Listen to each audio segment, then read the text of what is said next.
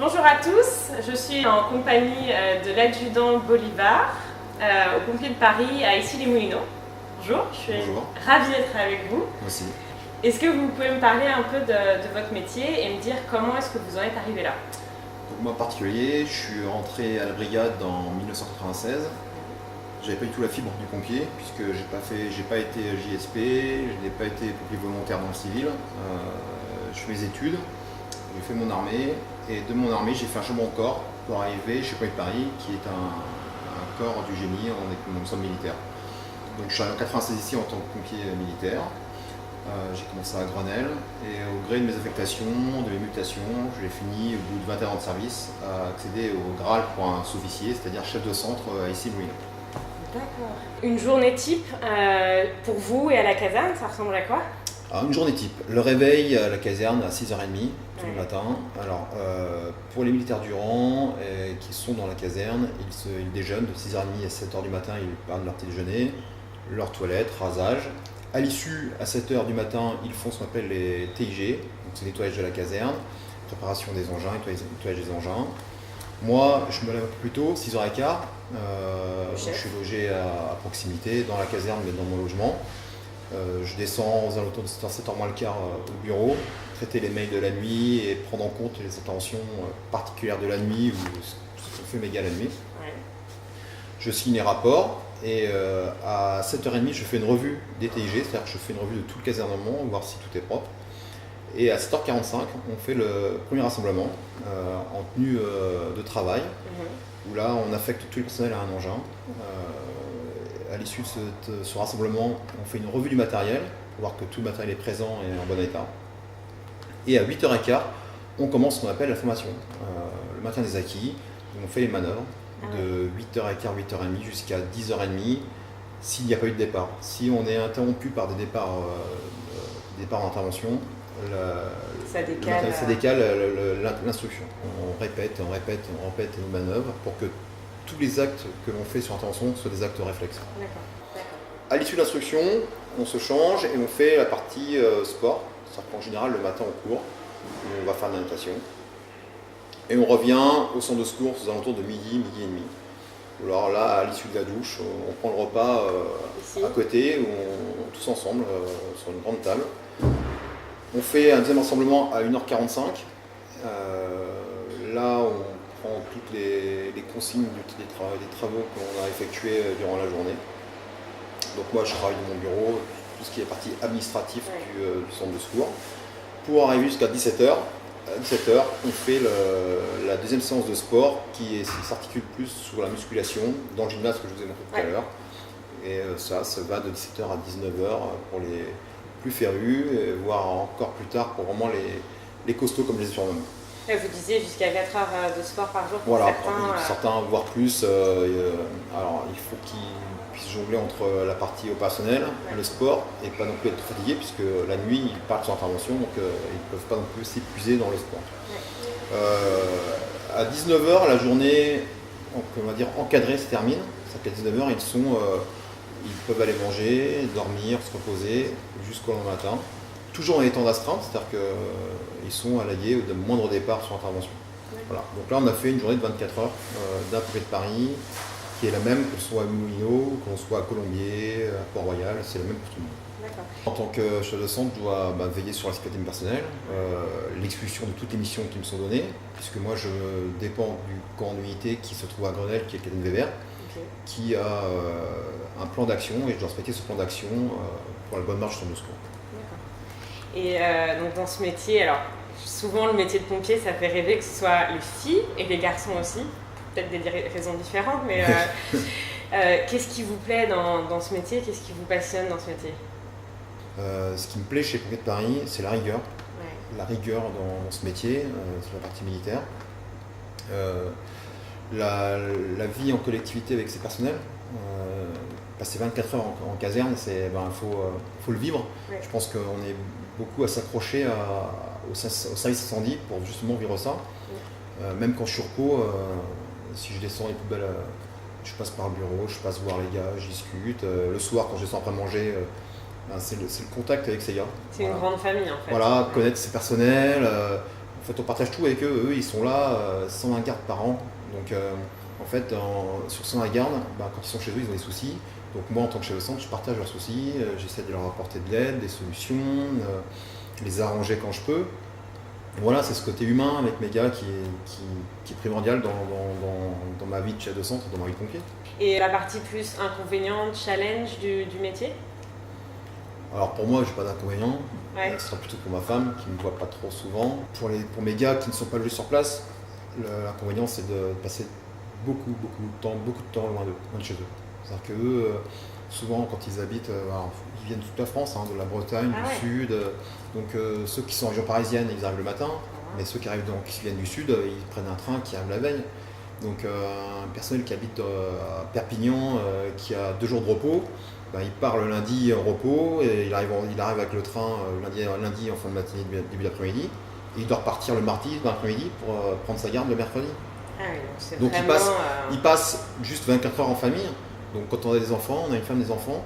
Alors moi je suis un courant d'air ici en étant logé, mais lui là-bas il est continuellement absent. Ouais. Donc c'est l'inconvénient.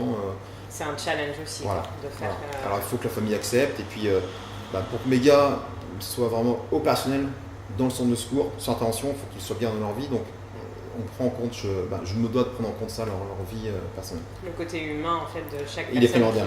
Le côté humain chez nous, la cohésion, c'est primordial. Ça passe avant toute chose. Cette cohésion, elle est développée dès l'instruction. Ouais. Et elle perdure au gré de notre avancement dans le métier. Et au niveau de nos centres de secours, là, on a une particularité qui est l'exploration longue durée. Ouais. Et cette cohésion est encore plus importante puisqu'on peut partir en reconnaissance sur un feu longtemps, de longues heures. Donc pour un chef qui est à l'extérieur d'une intervention, c'est important de savoir que mes gars, ils sont soudés, parce qu'ils sont longtemps absents, sans aucune nouvelle ni radio. Donc il faut être sûr que les gars soient vraiment une très bonne cohésion. Oui, ils sont responsables les uns des autres aussi. Ouais. Et du coup, ça fait une bonne transition sur quelles sont, selon vous, les qualités personnelles, les compétences qui sont nécessaires pour faire ce métier. Alors, les compétences, on va dire la rigueur. Il faut qu'ils soient rigoureux, il faut qu'ils soient passionnés. Ouais. Et physiquement, il faut que ce soit des personnes il leur faut une résistance physique au-dessus de la moyenne. Alors, pas pour être moulineau, mais pour être pompier, je pense que quelqu'un qui n'a pas une résistance physique minimale aura beaucoup de difficultés à faire ce métier. Il faut avoir des valeurs humaines, de l'altruisme, pour venir en aide à des personnes, que ce soit le matin à 8h ou la nuit à 4h du matin, il faut avoir de grandes valeurs humaines. Je pense que c'est vraiment les qualités primordiales pour être pompier. Vous avez expliqué tout à l'heure comment est-ce que vous avez évolué de grade depuis que vous avez commencé. Je ne sais pas s'il y a d'autres évolutions à proprement parler dans le métier depuis que vous avez commencé, et aussi comment est-ce que vous voyez le métier évoluer dans le futur. Alors l'évolution, donc nous à la brigade, l'évolution elle est militaire, c'est-à-dire qu'à chaque grade on a un niveau de responsabilité. Donc on commence par le sapeur pour la classe, et en passant des examens, et par rapport à nos notations, on monte de grade en grade, caporal, chef, sergent, jusqu'à être adjudant, voire officier. Ouais. Et ce qui permet, dans notre métier, d'avoir quelqu'un qui va arriver à 18 ans, qui n'a pas obligatoirement de diplôme, mais de pouvoir finir en chef de centre et de travailler. Moi, je veux dire, j'ai plus travaillé à la brigade que je travaillais à l'école. Si j'avais travaillé comme ça à l'école, voilà. Bref. Et donc pour l'évolution, alors l'évolution elle est continuelle. Entre le moment où je suis arrivé, où les tenues de feu, c'était des tenues en cuir qu'on devait cirer, et je parle de ça, c'est hier, c'est il y a 20 ans, donc 20 ans à l'échelle d'une vie, c'est rien. Quoi. Et maintenant où c'est des tenues textiles, voilà, l'évolution du matériel a fait un boom en avant sur la protection. Avant on avait des cols de feu, maintenant on a des cagoules. Et je pense que dans 10 ans, on aura des robots, pour moi, puis chef de garde, lorsque je fais un feu, techniquement on doit faire un tour du feu pour voir ce que l'on va demander comme renfort. Et je pense que dans 10 ans, on aura un drone qui sera au-dessus du feu, qui fera le tour et on n'aura plus besoin de se déplacer. Ouais, on aura des robots qui atteindront les feux.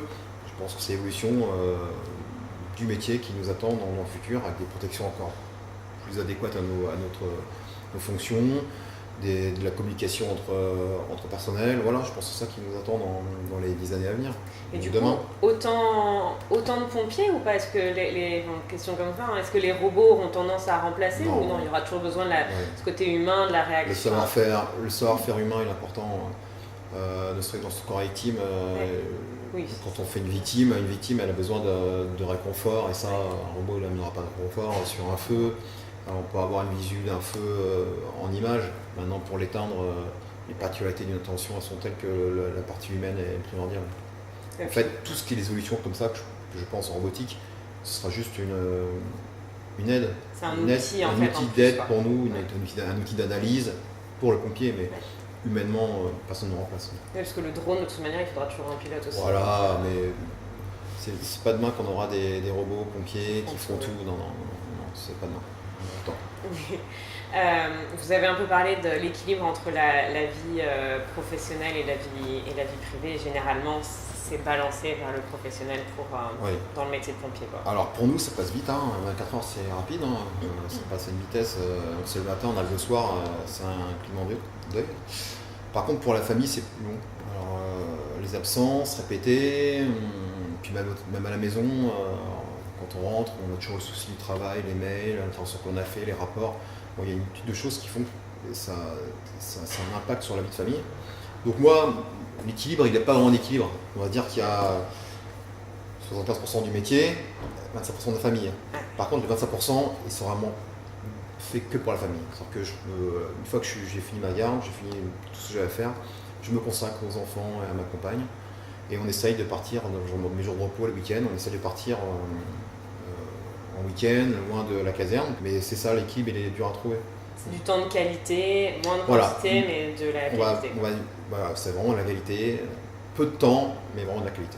Et c'est un métier avec beaucoup de, mais cette pression morale, en fait, de ce que vous vivez dans le quotidien. On voit des choses que peu de gens peuvent voir. Ouais.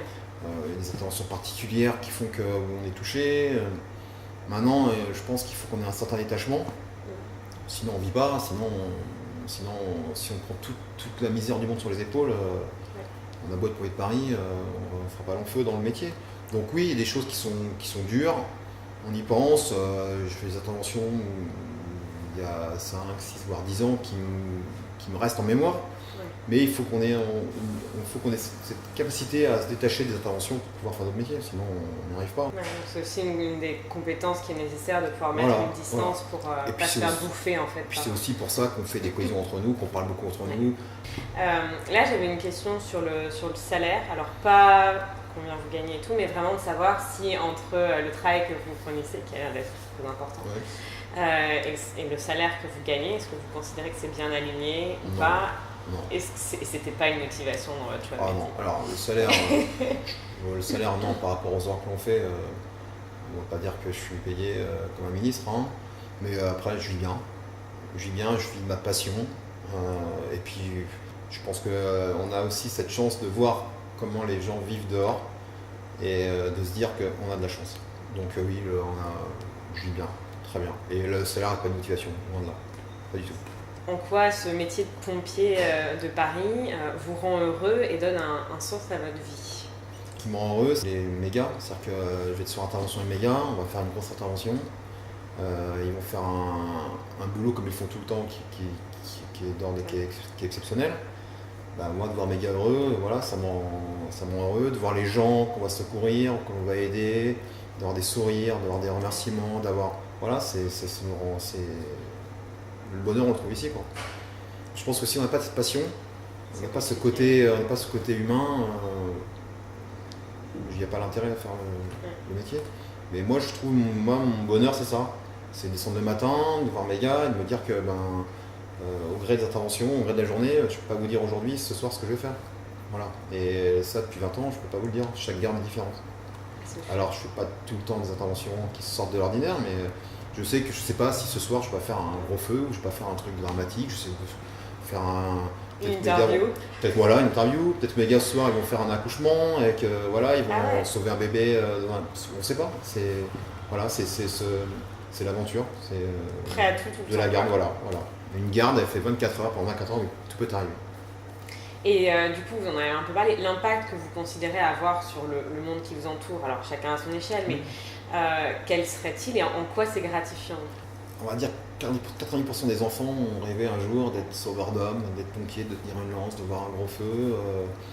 Qui n'a pas la caricature du pompier qui va sauver un chat dans un arbre? C'est une caricature, c'est une image qu'on voit tout petit. Donc le métier de pompier quand même a un impact particulier sur le monde. Maintenant nous, moi ce qu'on apporte, ouais c'est ça, c'est l'aide. On est le premier recours et le dernier recours. Travailler dans des endroits où il y a beaucoup de misère, ben, ils n'ont pas les moyens de payer un médecin traitant pour aller faire des examens, donc ben, ils vont pas bien, ils appellent les secours. On est le premier recours pour ces gens-là.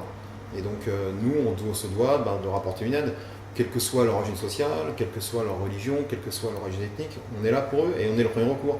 Comme on est le dernier recours pour d'autres personnes qui vont arriver au bout d'eux-mêmes, vers qui se tourner, ils sont vers nous. Donc voilà, c'est cet impact-là que je pense que nous, on a sur la société. Okay. Et donc pour conclure cette interview, si en une ou deux phrases, vous pouviez redire un peu en quoi ce métier vous passionne? C'est se lever le matin et se dire que ben, l'imprévu, l'aventure m'attend dans ma journée. Voilà. Alors que je ne ferai jamais la même chose 2 jours de suite. Jamais. Ça, vous faites un métier qui est exaltant, parce que vous avez un cadre précis militaire de la journée qui est bien hiérarchisé, mais là-dessus, on ajoute les interventions, et donc il n'y a aucune journée qui se ressemble. Voilà. Et en plus, on est en bonne compagnie, voilà. Il y a une cohésion. Et tout voilà, j'ai 20 ans de service, c'est la première fois que je fais une interview dans ma caserne. Voilà. Donc tout peut arriver. Ouais, c'est chouette. Et du coup, voilà, là pour conclure, si vous aviez une citation, un conseil de vie à partager avec les gens qui regarderaient cette vidéo. Une citation, je ne sais plus, lorsqu'on fait un travail qui nous passionne, ben, plus jamais on travaille de sa vie. Voilà, c'est un peu, alors je ne sais pas les mots exacts, mais ça, c'est que moi en fait, en tant que chef de centre, j'ai beaucoup de travail, ça me prend beaucoup de temps, mais ça fait 2 ans que je suis en poste. Je crois que c'est comme si j'avais pris hier, ça passe à une vitesse et j'ai pas besoin de travailler, je me lève le matin, en fait je travaille pas, je vis ma passion. J'ai pas envie que ça se termine. Ok, super, merci beaucoup. Voilà. Merci, j'espère que cet échange vous aura inspiré, vous aura peut-être donné envie de devenir pompier. Merci adjudant pour votre temps. Merci à vous. Ce bel échange. Merci beaucoup.